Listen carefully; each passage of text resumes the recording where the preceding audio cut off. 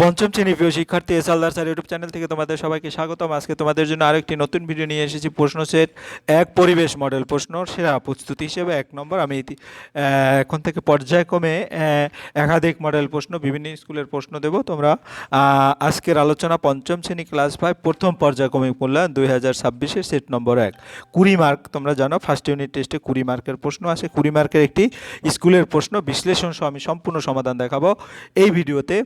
আর তোমরা অনেকেই কিন্তু নতুন বছরের পড়ালেখা শুরু করে দিয়েছো। আর পড়ালেখার শুরুতে আমি বলবো কেন তোমরা এই বিভিন্ন স্কুলের প্রশ্ন দেখবে। এক হচ্ছে বিভিন্ন স্কুলের প্রশ্ন দেখলে তোমরা যখন পড়বে তখন মনে পড়বে যে এই প্রশ্নগুলো অনেক গুরুত্বপূর্ণ। আর দেখবা যারা মাধ্যমিকে বেশ ভালো রেজাল্ট করেছে তারা কিন্তু নিজের কনফিডেন্স লেভেলকে গ্রো করার জন্য একাধিক বিভিন্ন স্কুলের প্রশ্ন দেখে তারা প্র্যাকটিস করেছে, তখন তাদের মধ্যে একটা চূড়ান্ত কনফিডেন্স চলে আসে। যাই হোক, ভিডিওর শুরুতে বলবো তোমরা যারা এখনও আমার চ্যানেলটিকে সাবস্ক্রাইব করোনি তারা এখনই চ্যানেলটিকে সাবস্ক্রাইব করে বেল আইকনটি প্রেস করে দাও। এরকম অসংখ্য তোমার বিভিন্ন স্কুলের প্রশ্ন নিয়ে আলোচনার জন্য। তো প্রথম পর্যায়ক্রমিক মূল্যায়ন আমরা দেখতে পাচ্ছি এখানে পূর্ণমান 20, সময় 40 মিনিট, পঞ্চম শ্রেণী পরিবেশ। তো এখানে 1 নম্বরের প্রশ্ন যেটা আছে সম্পূর্ণ বাক্য উত্তর দাও, অর্থাৎ সম্পূর্ণ বাক্য নিয়ে তোমাকে উত্তর দিতে হবে 1 নম্বর। 2 নম্বর হচ্ছে শূন্য স্থান পূরণ, তাই 3 নম্বর হচ্ছে সঠিক উত্তরটি নিয়ে বাক্যটি সম্পন্ন করো। তারপরে 4 নম্বরে হচ্ছে নিচের প্রশ্নগুলির উত্তর দাও, 2 মার্ক করে প্রশ্ন। এই টোটাল 20 মার্ক, কারণ 6 আর 4 10 আর 5 আর 5 10। আমরা সরাসরি চলে যাব 1 নম্বর প্রশ্নে। অস্থি সন্ধি কাকে বলে? আমরা আবার বড় করে দিচ্ছি। অস্থি সন্ধি আমাদের হাতের 5টি আঙুল, এইভাবে করে টোটাল যে প্রশ্নটি। তাই 1 নম্বরের প্রশ্ন অস্থি সন্ধি কাকে বলে? দুটি বা ততোধিক হাড় যেখানে যুক্ত থাকে সেই সংযোগস্থলকে অস্থি সন্ধি বলে। ওকে, 1 মার্ক কমপ্লিট হয়ে গেল। আমাদের হাতের 5টি আঙুলে মোট কয়টি হাড় আছে? আমাদের হাতের 5টি আঙুলে মোট 14টি হাড় আছে। তাহলে 14টি হাড় মনে রাখতে হবে। মাটির একটি সজীব উপাদানের নাম লেখো। মাটির একটি সজীব উপাদানের নাম হচ্ছে কেঁচো। তাহলে এক এক করে 3 নম্বর প্রশ্ন। এবার আমরা 4 নম্বর প্রশ্ন দেখব। 4 নম্বর, পশ্চিমবঙ্গের কোন জেলায় চা চাষ হয়? পশ্চিমবঙ্গের দার্জিলিং জেলায় চা চাষ হয়। কোন খাদ্যে বেশি ক্যালসিয়াম পাওয়া যায়? দুধে বেশি ক্যালসিয়াম পাওয়া যায়, তবে দই পনিরেও পাওয়া যায়। পরের প্রশ্ন হচ্ছে 2 নম্বরের প্রশ্ন। 2 নম্বরের প্রশ্ন কি আছে তোমার? 2 নম্বরের প্রশ্ন হচ্ছে মানবদেহের সবচেয়ে বড় অস্থির নাম ড্যাশ।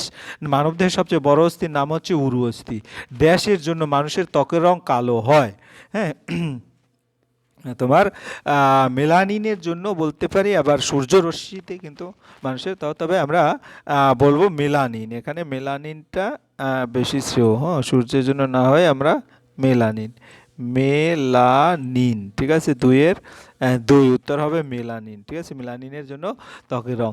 এরপরে মানবদেহের সব দুধে ড্যাশ দিলে ছানা কেটে যায়। দুধে লেবুর রস দিলে ছানা কেটে যায়। এরপরে ড্যাশ যন্ত্রের সাহায্যে আমরা হৃৎপিণ্ডের স্পন্দন শুনতে পাই। স্টেথোস্কোপ যন্ত্রের সাহায্যে আমরা হৃৎপিণ্ডের স্পন্দন শুনতে পাই। তারপর 2-এর 5, ডট চিকিৎসা ড্যাশ রোগের জন্য করতে হয়। ডট চিকিৎসা যক্ষা রোগের জন্য করতে হয়। এরপর আমরা চলে যাব পরের 3 নম্বরের প্রশ্ন। সঠিক উত্তরটি নিয়ে বাক্য সম্পন্ন করো। জলে পাওয়া যায় এমন একটি মেরুদণ্ডী প্রাণীর নাম? কুকুর, সাপ, মাছ, শামুক। আসলে জলে পাওয়া যায় হচ্ছে তোমার মাছ। জলে পাওয়া যায় এমন একটি মেরুদণ্ডী প্রাণীর নাম হচ্ছে মাছ। তারপরে 3-এর 2, যে প্রাণীটিকে ধরা বেআইনি সেটি হলো বনবিড়াল, ভাম, কচ্ছপ, গন্ধকুকুর। আসলে অপশনগুলি খুব কাছাকাছি, কিন্তু তারপরে বলবো যে উত্তরটা তোমার আমার 1 নম্বর দেখিয়েছি। 3 নম্বর, রসিক বিল অবস্থিত কোথায়? আমরা ওটা পরে দেখতেছি। আসলে এটা হবে তোমার কচ্ছপ। তারপরে রসিক বিল অবস্থিত কোথায়? হাওড়া, পুরুলিয়া, কুচবিহার, নদিয়া। সঠিক উত্তর হচ্ছে তোমার কুচবিহার। রসিক বিল কুচবিহার জেলায় অবস্থিত। সূর্যের রোদ লাগলে কোন ভিটামিন তৈরি হয়? সূর্যের রোদ লাগলে ভিটামিন ডি তৈরি হয়। তারপরে ফুসফুসের যক্ষা রোগ হলে কি লক্ষণ দেখা দেয়? 4 নম্বরের প্রশ্ন। ফুসফুসের যে যক্ষা রোগ হয়, তাহলে আমরা যদি দেখি ফুসফুসের যক্ষা একটি সংক্রামক রোগ। এই রোগ হলে নিচের লক্ষণগুলি দেখা যায়। দীর্ঘদিন অর্থাৎ 2 সপ্তাহ বা তার বেশি কাশি থাকে। তারপর কাশির সঙ্গে কখনো কখনো রক্ত বের হয়। তারপরে বিকেলের দিকে হালকা জ্বর ও রাতে ঘাম হয়। বুকে ব্যথা ও শ্বাস নিতে কষ্ট হয়। শরীর ক্রমশ দুর্বল হয়ে পড়ে এবং ওজন কমে যায়। এই লক্ষণ দেখা দিলে দ্রুত ডাক্তারের পরামর্শ দেওয়া প্রয়োজন। তারপরে বাড়িতে কিভাবে ওআরএস তৈরি করা? করবে? বাড়িতে ডায়রিয়া বা বমির সময় শরীরে জল ও লবণের ঘাটতি পূরণ করার জন্য ওআরএস দেওয়া হয়। বাড়িতে ওআরএস তৈরি করার পদ্ধতি হলো 1 লিটার পরিষ্কার ফুটানো ঠান্ডা জল নাও, তাতে 6 চামচ চিনি যোগ করো, হাফ চামচ লবণ যোগ করো, ভালো করে নেড়ে দ্রবণ তৈরি করো। এই ওআরএস অল্প করে রুগীকে খাওয়াতে হয়, এটি শরীরে সুস্থ রাখতে সাহায্য করে। এরপরে আমরা চলে যাবো 4-এর 3 নম্বরের প্রশ্ন। চিংড়িকে কোন কোন বৈশিষ্ট্য দিয়ে মাছের থেকে আলাদা করা যায়? চিংড়ি ও মাছের মধ্যে নিচের পার্থক্যগুলো, যেমন 1, চিংড়ি মেরুদণ্ড নেই কিন্তু মাছের মেরুদণ্ড আছে। চিংড়ির দেহ খণ্ডিত, মাছের দেহ খণ্ডিত নয়। চিংড়ির পা থাকে, মাছের পাখনা থাকে। চিংড়ি খোলসযুক্ত প্রাণী, মাছ আঁশযুক্ত প্রাণী। চিংড়ি মেরুদণ্ড প্রাণী, মাছ মেরুদণ্ড প্রাণী। এই বৈশিষ্ট্যগুলোর সাহায্যে চিংড়িকে মাছ থেকে সহজে আলাদা করা যায়। এই ছিল তোমাদের সামগ্রিক প্রশ্ন এবং তার উত্তর আমি এক এক করে তোমাদের দিয়ে দিয়েছি। তারপরে যদি আমি বলবো একটা প্রশ্ন তোমাদের, যেটা সেটা হচ্ছে কি তোমার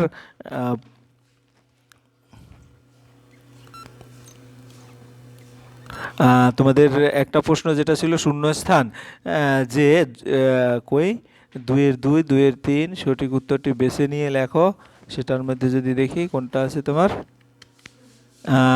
জলে পাওয়া যায় এমন একটি, সেটা যে প্রাণীকে ধরা বেআইনি সেটি হলো বনবিড়াল, ভাম, কচ্ছপ, গন্ধগোকুল। হ্যাঁ, তাহলে যে প্রাণীটি বেআইনি, ধরা বেআইনি সেটি কচ্ছপ। মূলত ব্যাখ্যা কি?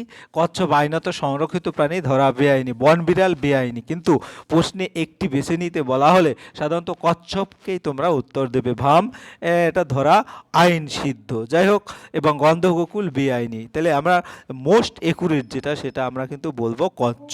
পরীক্ষায় একটি মাত্র উত্তর চাইলে আমরা দেব কচ্ছপ। ওকে, এই ছিল তোমাদের সামগ্রিক প্রশ্ন এবং উত্তর। আশা করি ভিডিওটি যদি মনোযোগ সহকারে দেখো সমগ্র প্রশ্নের উত্তরে তোমরা বুঝতে পেরেছো। ভিডিওটি দেখার জন্য অসংখ্য ধন্যবাদ। ভিডিওটি ভালো লাগলে লাইক